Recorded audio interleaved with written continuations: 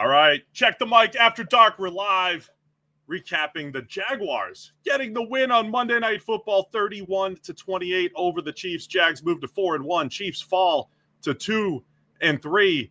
What a ridiculous finish to this game, Sam. A ridiculous finish to this game both ways. Yeah, really was. I guess Kansas City eventually kind of took the lead, but there was a decent chunk of time left on the clock when they did. And between them, I guess the first thing, Kansas City consistently had special teams mistakes all the way through this game. So you had Butker missing a kick. You had multiple penalties all over the place, 4 special teams penalties, I think. Then you had a kickoff that went out of bounds and set Jacksonville up with better field position to start the drive that they needed to come back and win the game. And then you got 2 of the best throws that Lawrence made in the entire game, combined with some rough cornerback play on, I think, both those passes that really put them in position to have a real shot at this. So much here. I mean, the number of massive swings in this game. I mean, the Chiefs were up 7-0, and it started with Trevor Lawrence doing his somewhat patented over-the-top goal line QB sneak on 4th down, and he fumbles it like centimeters, Sam. Like I think there was one angle where you could say it was in his hands. I like the way you said it. Every other angle, the ball's out. Yeah. It's a fumble with like a centimeter to go for a touchdown.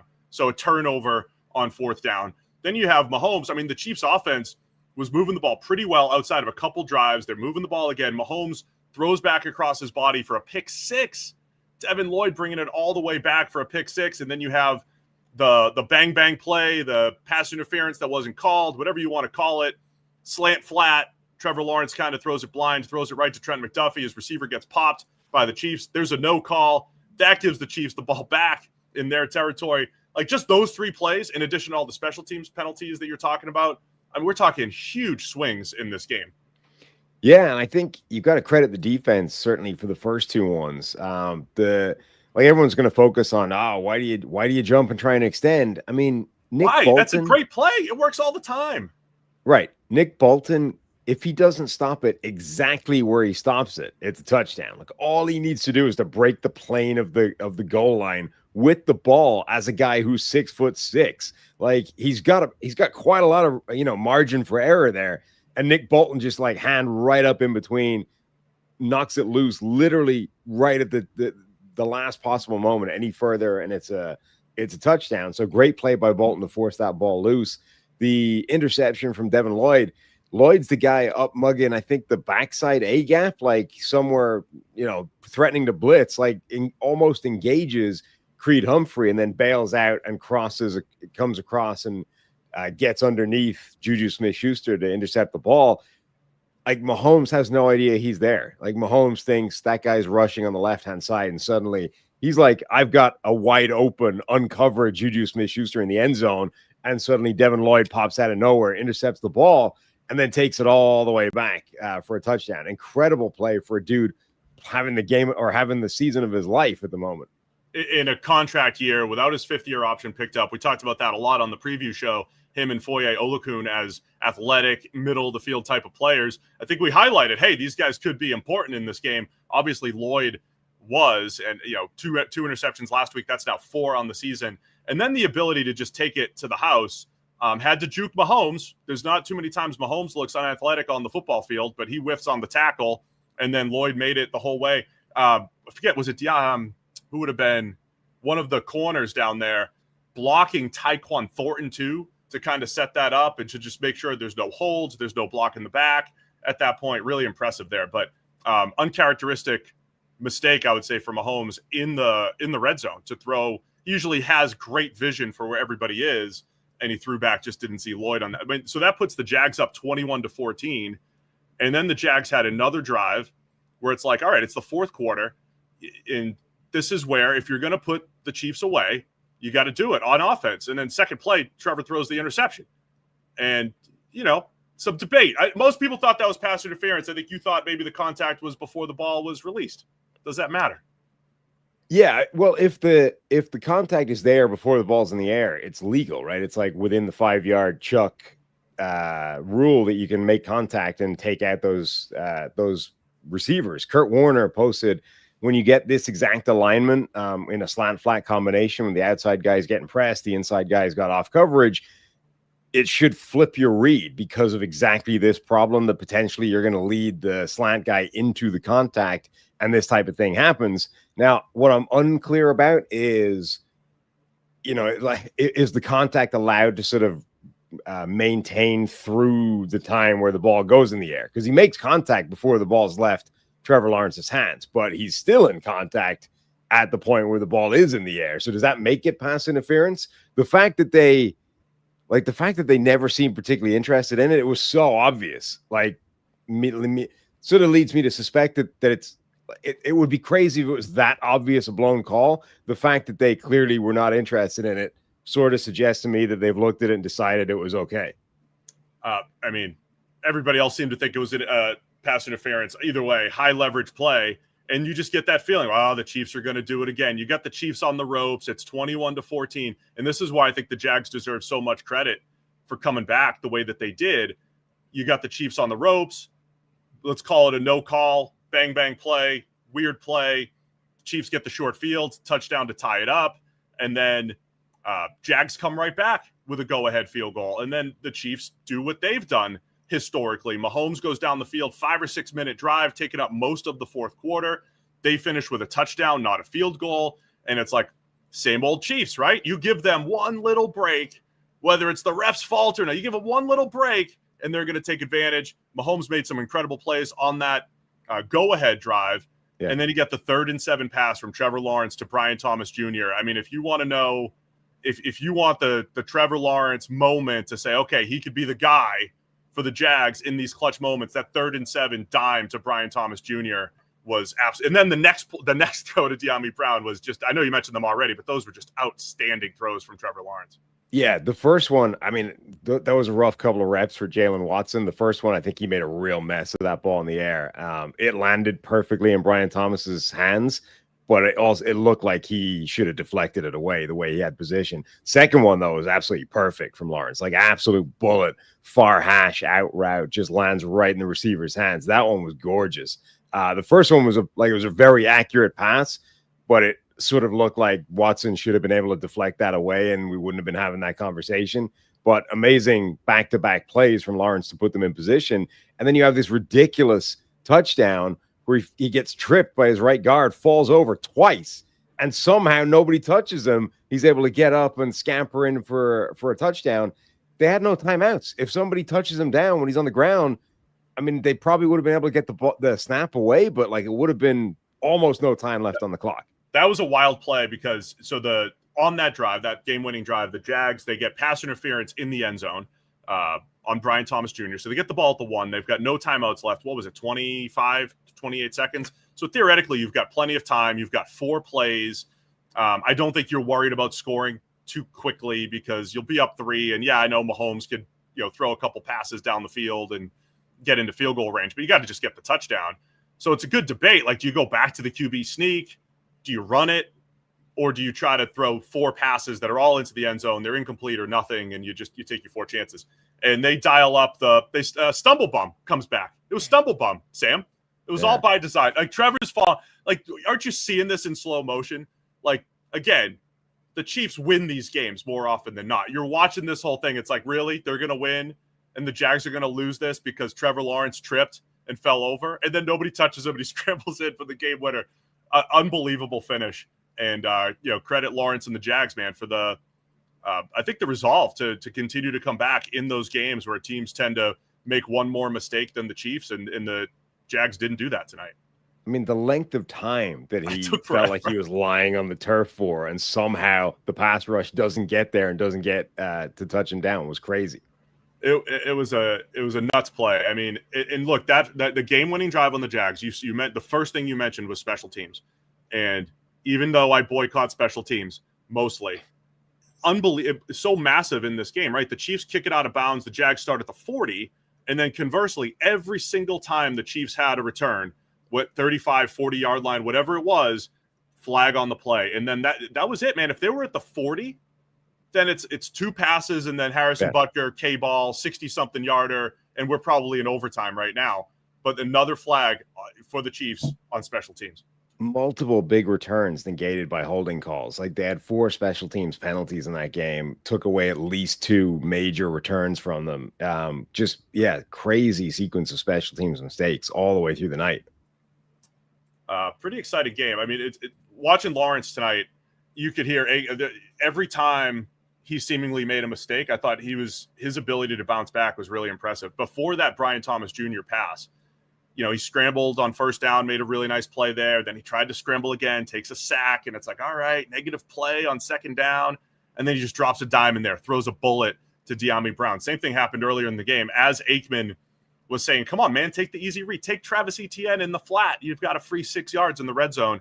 And he fires a laser to Parker Washington for a touchdown. I thought Lawrence did a really good job of, if he did make a mistake, just coming back and showing the arm talent, showing his ability, and made some big time throws, I would say, in this one. And we saw some really impressive plays from Travis Hunter as well. Like he had a couple of really nice catches, both short and deeper down the field. Trevor Lawrence kind of heaved him a prayer at one point and just went up and mossed the dude really in the middle of double coverage. Mossed one guy, took a shot from the second guy on the way down.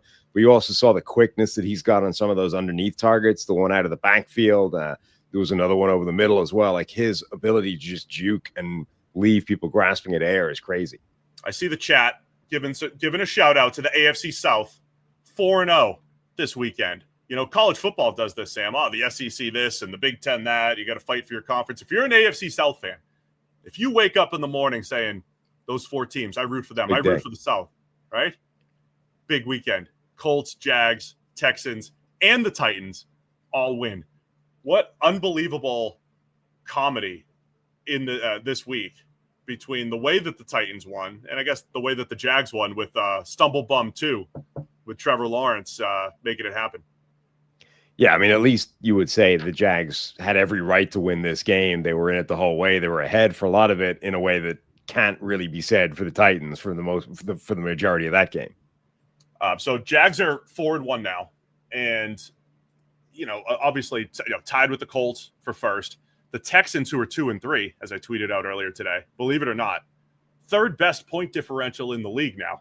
The Texans. Because they just played Tennessee and then Baltimore. Everybody that plays Baltimore, 3 out of the top 5 in point differential have played the Baltimore Ravens this year. And so it's going to be a competitive AFC South. And Chiefs fall to 2-3. You're starting to get to uncharted territory for Mahomes Chiefs, and they've got the Lions coming to town on Sunday Night Football. Yeah, but meanwhile, I mean, as I said to you earlier, the Ravens are still favored to win their division despite being 1-4 and looking awful. And we were having the same kind of conversation a week ago about the Chiefs. Like, oh, if they don't pull themselves around in this game, it could be real trouble. And then, like 1 week later, the Chargers lose, the Chiefs win. Suddenly, it's like they're a game back, and this changes instantly. So yeah, I mean, obviously, it's not good that they dropped this game as well. But I think for the second week in a row, the offense looked much more back than it's been for a long period of time. They're still going to get Rashee Rice coming back at some point. They're starting to get more out of rookie players as well, like Rashad Smith. For the first time in a while, I'm starting to feel a bit of confidence about the Chiefs offense, even though they didn't manage to win the game at the end. I think ultimately they'll still be well in contention, and I would expect them to be a playoff team. Sam K in the chat's asking, can the Jags keep up this historic pace of turnovers? They were averaging, 3 per game coming in, or over 3 per game. They only had the 1 tonight, and actually lost the turnover battle because technically Trevor Lawrence fumbled at the goal line. It was 4th down, so he stopped anyway. But technically they lost the fumble, right? And then the interception. But the opportunistic one, obviously, it's the biggest swing in the game. Like if you use EPA, it's like a 12-point swing.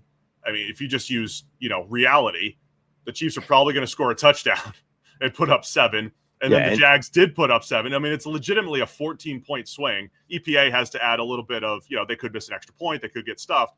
But that's the biggest play in the game. And obviously that's the reason why the Jags end up winning this one. Yeah, I think NGS said it was something like something crazy, like a 60-point win percentage swing between them, between the, Chiefs going to go in for a touchdown. Instead, it goes the other way with Devin Lloyd and the Jags. So, I mean, look, Can they keep up this historic pace? I mean, historic pace would suggest no. At some point, it's probably going to come back down a little bit. But I mean, they're generating a ton of turnovers. They've got opportunistic players. They've got crazy athletes. They can be one of the more turnover happy defenses in football. But no, I don't imagine they're going to be able to keep up like record-setting pace the whole way through the year. But let me circle back to what I said on the preview show.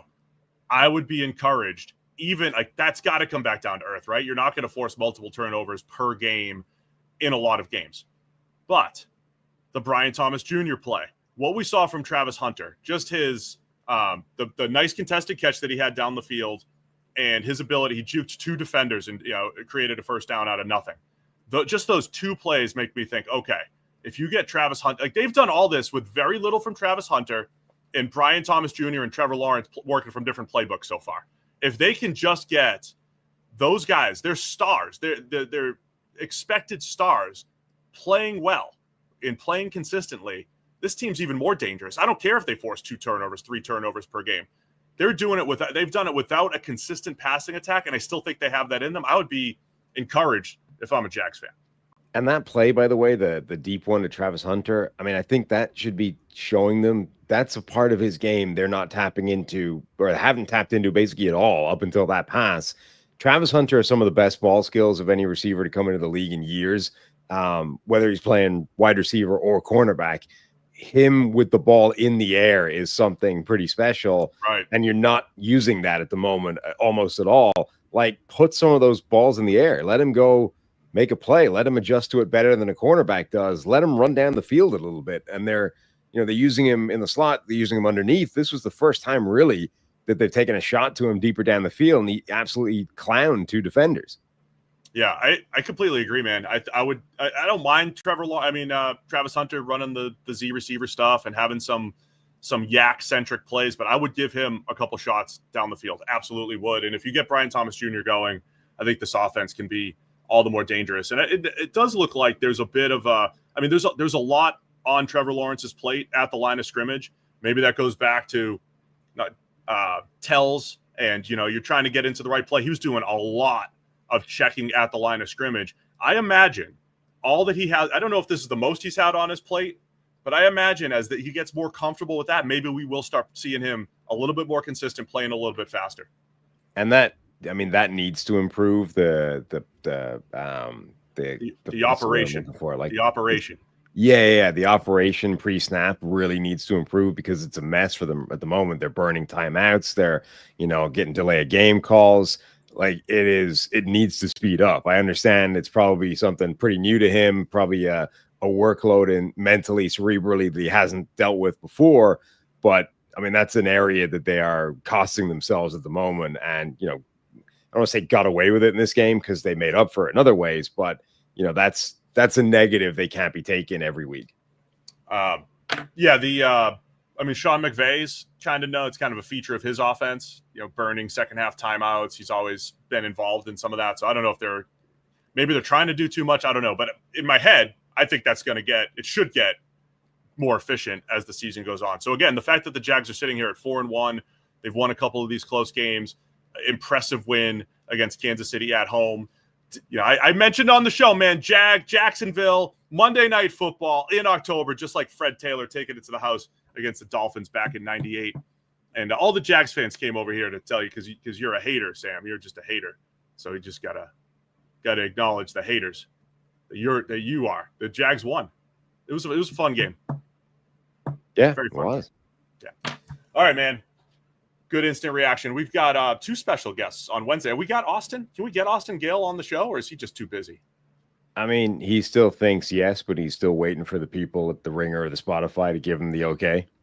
We will have Dean Blandino. We do have something else to talk to Dean Blandino about now. We will have him on the show Wednesday. We could talk about the no call on the pass interference, and we want to talk about punching guys in the head and how legal that is on the way to fumble. So that'll be part of Check the Mic Wednesday. Of course, we have our Shouty Shows, future award-winning Shouty Show segment, and so we'll have some fun on Wednesday.